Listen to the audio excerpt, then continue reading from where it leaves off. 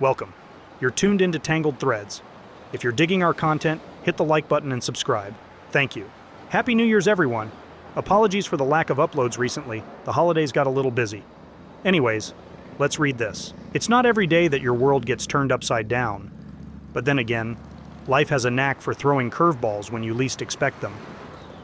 My name is Gabe, and this is the story of the day my marriage crumbled, and how I handled it with a calmness I didn't know I had. Martha and I had what you would call a love story straight out of a romantic novel. We met in college, fell madly in love, and never looked back. Our relationship was built on trust, laughter, and countless memories. So, when things went awry, it hit me like a freight train. That fateful evening, Martha went out for dinner with her friends. This was a regular occurrence and nothing for me to worry about. I stayed back, lost in my own world of books and music. When she returned, something felt off. She was quieter than usual. Her smile didn't reach her eyes, but I shrugged it off, attributing it to tiredness. The next morning, my routine was shattered by a call from a friend at work. He sounded hesitant, choosing his words carefully. He claimed he had seen Martha at the bar with a coworker of ours, and it wasn't just a friendly encounter. My initial reaction was disbelief. Martha? My Martha? It couldn't be. But then he mentioned he had a picture. At work, the atmosphere felt heavy, my heart pounding in my chest. We met in a secluded corner, away from prying eyes. The image he showed me was like a dagger through my heart. There she was, my wife, in an intimate embrace with a colleague. The colleague was none other than Derek, a guy I'd occasionally grabbed beers with after work. My friend made me promise not to drag him into whatever was to follow, and I agreed. I needed to confront Derek. But how? I didn't want a scandal or a fistfight. So, I came up with a plan. I asked my friend to lure Derek to the copy room on some pretense. Now that I'm writing, I can't even remember what it was. I just remember being so stressed that day. I remember standing alone in the copy room, waiting. The air felt thick with anticipation. My friend had managed to send Derek here under some pretense. I stood there, rehearsing the words in my mind, my heart racing, yet eerily calm. The door opened, and Derek walked in, his face buried in some papers. The moment he looked up and saw me, his expression froze. It was a look of a man who knew he was caught. "Derek," I began, my voice eerily calm, "we need to talk." His eyes widened, and I could see the wheels turning in his mind, trying to gauge the situation. "Gabe, what's this about?" he asked, trying to mask his nervousness with confusion. I held up the picture I had been shown earlier. It was a clear shot of him and Martha, too intimate to be misunderstood. "It's about this, Derek." He swallowed hard, his Adam's apple bobbing. The silence that followed was heavy, laden with unspoken guilt. "I can explain," he finally murmured, but his voice lacked conviction. "Explain? How can you possibly explain this?" My words were calm but carried a weight of betrayal and hurt.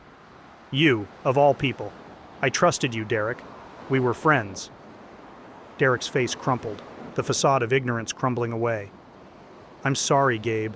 It was a mistake, a terrible mistake." "Mistake," I echoed, the word tasting bitter. "You call this a mistake?" He was fidgeting now, his hands twisting together. "I didn't mean for it to happen.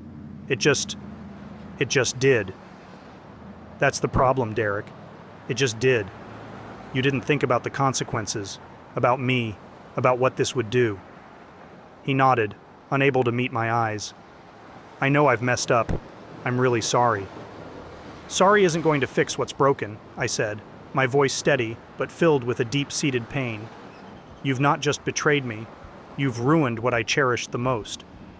"I understand if you can never forgive me," he muttered, his voice barely above a whisper. I took a deep breath, trying to steady the turmoil inside. "Forgiveness isn't for now, Derek. Right now, I need you to stay away from me. Stay away from Martha. This," I gestured to the picture, "ends here." Leaving Derek standing there, a picture of remorse and guilt, I walked out of the copy room. The confrontation was over, but the echoes of betrayal would linger for a long time. The room was filled with an uncomfortable silence, broken only by the distant sound of office chatter. I looked Derek in the eye, my voice steady. "Why, Derek?" was all I could muster. His apology was stuttered, laced with fear and regret. He knew he had made a colossal mistake. But for me, that moment wasn't about anger or revenge. It was about seeking closure, understanding why my life was falling apart. The rest of the workday was a blur. My mind was elsewhere, processing the betrayal, the lies, and the impending end of what I once thought was an unbreakable bond. The drive home felt longer than usual. My mind was a whirlwind of emotions, anger, betrayal, sadness. But beneath it all was a resolute calm. I knew what needed to be done. As I opened the door to our home, the home that Martha and I had built together, she greeted me with a smile. It was the same smile that had won my heart years ago, but now it seemed foreign, tainted. "Hey, you're home early," Martha said cheerfully, unaware of the storm that was about to break. I didn't return her smile. Instead, I pulled out the divorce papers from my bag and placed them on the table. The sound of the papers hitting the wood felt final, irrevocable. Martha's smile faltered, her eyes widening as she picked up the papers. What is this, Gabe?" "Divorce papers," I said, my voice steady, betraying none of the turmoil inside me. Her hands trembled slightly as she leafed through the documents. "But why? Gabe, please, talk to me." I sighed, feeling the weight of the moment. "I know about Derek, Martha. I saw the picture."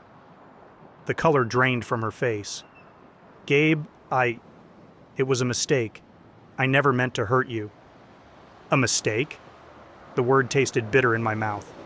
"You call betraying our marriage, our love, a mistake?" She reached out to me, tears brimming in her eyes. "Please, Gabe, I'm so sorry. It was just one time, a moment of weakness." I stepped back, creating a physical distance to match the emotional chasm that had opened between us. One time is all it takes, Martha. One moment to undo years of trust, of love. "Gabe, I love you. I really do. Please, we can work through this," she pleaded, her voice cracking. "I don't know if I can," I replied, the pain evident in my voice. "How can I trust you again? How can we go back to how things were?" Martha was sobbing now, her body racked with guilt and regret. "I'll do anything, Gabe. Please don't end this. We can go to counseling. We can—" I held up my hand, stopping her mid-sentence. "I need time, Martha. Time to think, to process all this." I watched her, the woman I had loved so deeply, now a stranger in my own home. "For now, I think it's best if you stay somewhere else." The room filled with a heavy silence, broken only by her quiet sobs. As she packed her things, each item felt like a memory, a fragment of a life that was now in ruins. I asked her to pack her things. There was no screaming, no dramatic showdown, just the quiet tragedy of a love that had run its course, sabotaged by a moment's folly. In the end, what hurt the most wasn't the betrayal. It was the shattering of trust, the loss of a companion I had cherished above all. But life goes on, and so did I, with a heart a little heavier, but a spirit unbroken, ready to face whatever lay ahead.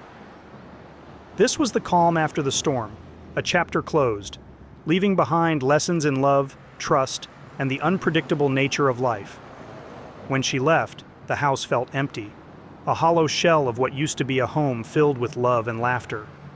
I sat there, surrounded by silence, a man adrift in a sea of broken dreams and unanswered questions. Update: the divorce was finalized a month ago. It was a straightforward process, perhaps the only uncomplicated part of this whole ordeal. Martha didn't fight for alimony, which I guess was her way of acknowledging her mistake. The house, once a symbol of our shared dreams, now solely belonged to me. In these months, I found solace in something I hadn't realized I'd missed so dearly: music. Before Martha, before my life became a whirlwind of joint bank accounts and weekend grocery shopping, there was music. My old guitar, long relegated to the corner of our bedroom, now took center stage in the living room. Every evening, after returning from a day that no longer involved avoiding Derek at work, he transferred to a different department, I'd play. Sometimes, it was old blues tunes, their melancholic melodies mirroring my mood. Other times, I'd lose myself in energetic strumming, allowing the music to wash away the day's residue of loneliness and betrayal. Playing music has been a healing process. It's like each note, each chord, helps me untangle the knots of pain, betrayal, and loss. My evenings are no longer about mulling over what went wrong, but about embracing the healing power of music. Friends have noticed the change too. They say there's a new light in my eyes, a certain peace that wasn't there before. I've even started playing at a local bar on weekends, something I hadn't done since my college days. The applause, the connection with the audience, it's exhilarating. It reminds me that life is still full of possibilities, of new beginnings. Healing from a broken marriage isn't easy. There are days when the weight of what happened still presses down on me. But then I pick up my guitar, and for those few hours, I'm just Gabe, the musician. Not Gabe, the man who was betrayed by his wife. This journey hasn't been easy, but it's mine. And with each day, each song, I'm finding my way back to a life that's fulfilling, and most importantly, true to who I am. What's up with cheaters always thinking that they can work through cheating? Easy for them to say when they aren't being cheated on. Anyways, let us know your thoughts in the comments section below. When you subscribe, be sure to click the notification bell. Click here for more Tangled threads.